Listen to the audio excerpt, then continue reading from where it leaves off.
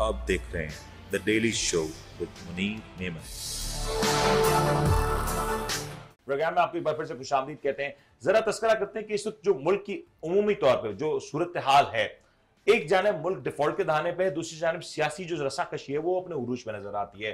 एक जानिब गिरफ्तारियां देखी जा रही हैं तो दूसरी जानिब गिला नजर आता है। तीसरी तरफ देखें तो फिर वो सियासी कशमकश इस नहज पे आ चुकी है कि अब बर्दाश्त की एक दूसरे के लिए किसी तौर पे गुंजाइश नहीं पाई जाती। लेकिन सर इस वक्त अभी हम अगर देखें वफाकी सूरत हाल की तरफ, एक जानिब खान साहब हैं जो कि अपने स्टैंड पे इस वक्त बिल्कुल फर्म नजर आ रहे हैं, दूसरी जानिब पीडीएम की जमातें जो कि इस वक्त हुकूमत का हिस्सा है। सर हो क्या रहा है, मुझे जरा ये समझा दें, क्योंकि अगर ये गुत्थी नहीं सुलझती, अभी आईएमएफ का मामला है, हमें आईएमएफ के मामलात को भी देखना है, फिर डिफॉल्ट के खतरात भी हैं। सर ये जो सारा कुछ माजरा है ये आखिर सुलझेगा कब और कैसे सुलझा जाएगा? देखिए, वो तो डेमोन्स्ट्रेटर हैं, अपने अपने करतब दिखा रहे हैं। इमरान खान की पार्टी हो या उनकी पार्टी हो, फिर ये 13 जमातें हों, डेमोन्स्ट्रेटर हैं, डिमॉन्स्ट्रेशन है, अपनी अपनी सीट की खातिर, अपनी इक़्तिदार की खातिर जद्दोजहद कर रहे हैं। उस वक्त होगा कि इनके लिबास जो है वो आम आदमी की तरह होंगी, इनकी शक्लें मुरझाई हुई होंगी। जैसे तुर्की के अर्दगान साहब को देखें, अपनी पूरी जायदाद इन्होंने दे दी, फरोख्त कर दी और जो है अतिया कर दी। ऐसा है कोई? बिल्कुल ऐसा गम खाने वाला है? हम क्या कहें उसको? ऐसा है कोई? इनफैक्ट आज की एक और बड़ी दिलचस्प अपडेट थी कि जो तुर्की में जो इस वक्त ये जो ज़लज़ले की तबाहकारियों में जो कारकुनान मुलव्वस रहे हैं, जो एक्टिविटीज में इस वक्त मुलव्वस रहे हैं कि किसी तौर पर रेस्क्यू का अमल किया जाए, तमाम तर लोगों को जो टर्की की जो इंटरनल फ्लाइट ऑपरेशंस हैं या दीगर जो सफरी सहूलियात हैं उसको मुकम्मल मुफ्त कर दिया गया, फ्री कर दिया गया। और बड़ी एक हारमोनी नजर आ रही है जो शायद हमने काफी अरसे से अपने मुल्क में नहीं देखी। देखें, महंगाई जो है 36% है ना, हाँ ठीक है ना, 80% वो कर्जे ले चुके हैं ना, ये 80% जीडीपी का। कितनी खतरनाक सूरत है। अब जब इनका नंबर आया, सरकारी ब्यूरोक्रेसी और ये इनका नंबर आया, तो क्या कट लगा इनको? 15%। 15% वो लोग जिनके पास इलीगल जराए भी बहुत होते हैं, सबके पास नहीं होते हैं। ये एक पकड़ की बात है कि हम कहते हैं सबके पास होते हैं, लेकिन उनके पास तो शहद की नदियां जो उस तरफ दूध की नदियां चल रही हैं। और कट कितना मारा है? 15%। सही। और एक बात बताएं कि 100% और 200 136% जो है गैस की कीमतों में इजाफा कर दिया। अब पेट्रोल में इतना इजाफा हो गया, बिजली में इजाफा हुआ।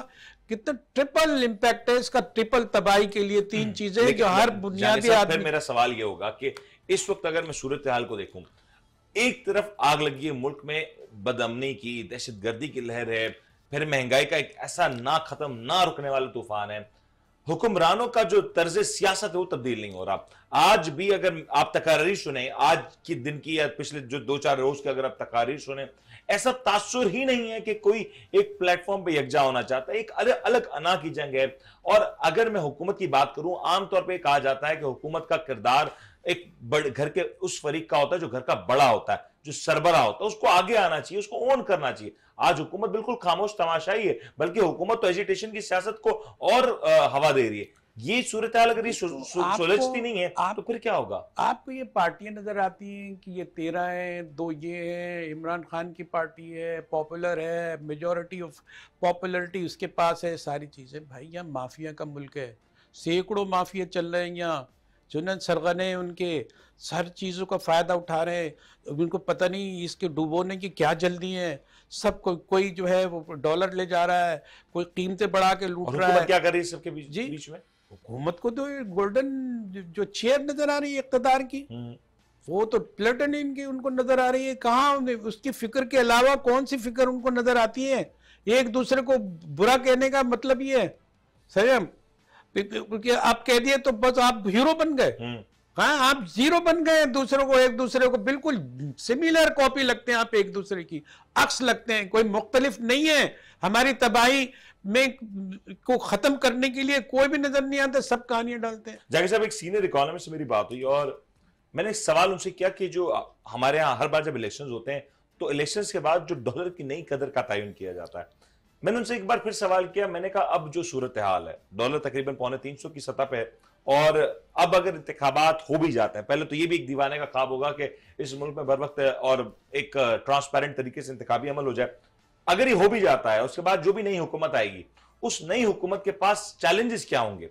उन्होंने मुझे हंस के जवाब, बड़ा खूबसूरत सा जवाब दिया कि चैलेंज तो अब छोटा लफ्ज है, शायद नई हुकूमत आने के एक हफ्ते के अंदर इस बात का अनाउंस कर दे कि हम कुछ नहीं कर पाएंगे, क्योंकि जो गड़ा खोदा गया है अभी भी बड़े तादाद में, जो मौजूदा हुकूमत की जानिब से इसको छुपाया जा रहा है, इसको दबाया जा रहा है और कोशिश की जा रही है कि जितना अरसा इसमें गुजारा जा सके वो गुजार दिया जाए। लेकिन जैसे ही हुकूमत गुजरी हटी, इसके बाद जो 3 माह की जो इंटरिम गवर्नमेंट जिसने आके इलेक्शंस कराने, जैसी वो हुकूमत आएगी तो असल कहानियां तब खुलेंगी, तब पता चलेगा कि इस हुकूमत ने ये जो 12, 13, 14 बिलियन डॉलर्स के पाकिस्तान के जो ज़खायर थे आखिर वो कहां डाल दिए। और अभी जो IMF के हवाले से मुआहिदा हो रहा है, पुरानी हुकूमत को भी शामिल करें, दोनों ने, इमरान खान की हुकूमत को भी शामिल करें, क्योंकि 5 साल की बात हो रही है, पिछले 5 साल में जो कुछ हुआ, कहां पे हुआ, कैसे हुआ।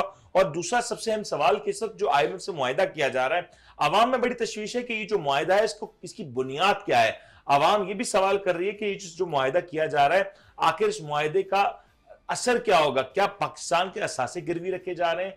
क्या पाकिस्तान की सलामती को कोई खतरा है? क्योंकि आपने देखा होगा सोशल मीडिया पे पाकिस्तान के एटमी प्लांट्स के हवाले से मुख्तलिफ इतलात आ रही हैं, और खुदा ना खास्ता अगर इस तरह की कोई सूरत हाल बनती है तो ये पाकिस्तान के लिए बहुत बहुत ज्यादा खौफनाक होगा। देखें, आप ये बताएं, ये ज़रूरी मुल्क है ना, इसकी रोटी गिरवी रख ली गई, इसके चावल की, इसके अजनास जो है गिरवी रख लिए गए। सर इसके लोग गिरवी कर दिए हैं, इसके तो लोग गिरवी रख दिए हैं।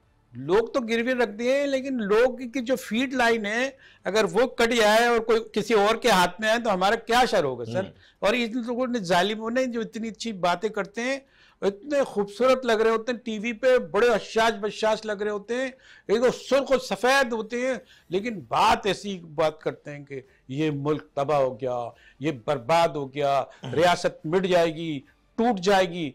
कि किसने तबाह किया? वही शोर मचा रहा है, वही शोर मचा रहा है जिनके हाथ हैं, जो इन्वॉल्व हैं, और जो अपने आप को अलग करके क्यों बात करते हैं ये लोग। साहब एक दुख की बात बताता हूं कि आज आप, मैं, हम सब जितने भी पाकिस्तानी हैं, इनके ऊपर लाखों रुपए तक का कर्ज है, जिसकी अदायगी पाकिस्तान की हुकूमत ने करनी है, रियासत पाकिस्तान ने करनी है। लेकिन माजरत के साथ आज की तारीख में जो बच्चा पैदा होता है ना, उसके ऊपर भी उतना ही कर्ज है। आज की तारीख में जो 10-12 साल का, जो हम जिसको चाइल्ड लेबर कहते हैं, जो सड़क पे मजदूरी कर रहा होता है, जो बोझ उठा रहा होता है, चंद पैसों की खातिर मजबूर है।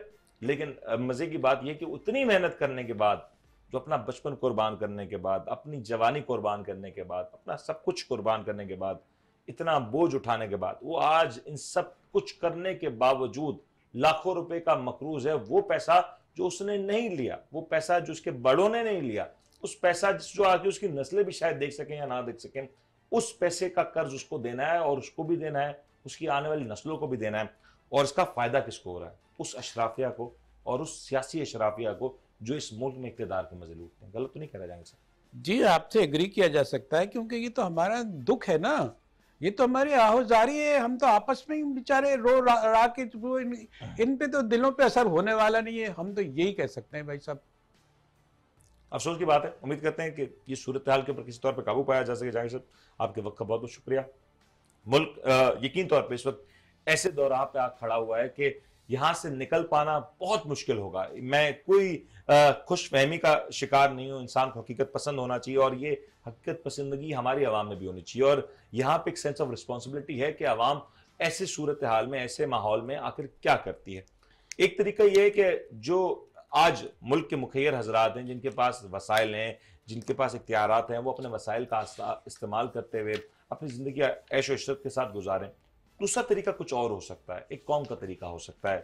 सही मानों में रियासत मदीना का कॉन्सेप्ट हो सकता है। सही मानों में हज़रत उमर सिद्दीक रज़ी अल्लाह तआला अन्हु की जो रियासत थी, उसका कॉन्सेप्ट हो सकता है। वो कॉन्सेप्ट क्या है कि आज मुल्क के वो ताकतवर लोग, वो ताकतवर शख्सियात जिनके पास माल है, दौलत है, पैसा है, रुतबा है, वो अपने मुल्क के, अपने कौम के उन लोगों को किसी तौर पे सहारा दे दें जो शायद ऐसे हालात में सर्वाइव नहीं कर पा रहे। ऐसे हालात में जहाँ पे एक इंसान को जिंदगी गुजारने के लिए तकरीबन मुश्किल हो चुका है। और आज जवानों की बात करें, बूढ़ों की बात करें, बच्चों की बात करें, माओं की बात करें, बहनों की बात करें, मर्दों की बात करें, औरतों की बात करें, इस सोसाइटी का हर एक तबका ऐसी मुश्किल हालात में आ चुका है अपनी गलतियों की वजह से नहीं, माजरत के साथ। अवाम की इसमें कोई गलती नहीं है। अगर अवाम ने कुछ गलत किया तो हुक्मरानों के नक्शे कदम पे किया। इस हुक्मरानों की वजह से आज जो पाकिस्तान जिस राह पे आ खड़ा है उसका खमियाजा भुगतना पड़ा है। तो जरूरत है कि अब एक दूसरे को समेटते हुए, एक दूसरे के मामलात की पर्दापोशी करते हुए सबको साथ लेके चलें, क्योंकि वक्त बड़ा मुश्किल है और शायद ये वक्त आने वाले वक्त के मुकाबले बहुत आसान नजर आता है। आने वाला वक्त शायद इससे ज्यादा खौफनाक हो सकता है, इससे ज्यादा खतरनाक हो सकता है। तो आज से अगर एक दूसरे का सहारा बन जाएंगे तो शायद सूरत हाल बेहतर हो जाएगी। उम्मीद करते हैं आपको आज का प्रोग्राम पसंद आएगा। जहांगीर साहब, आपके वक्त का बहुत बहुत शुक्रिया। अपने मेजबान उनको इजाजत दीजिए। अल्लाह हाफिज।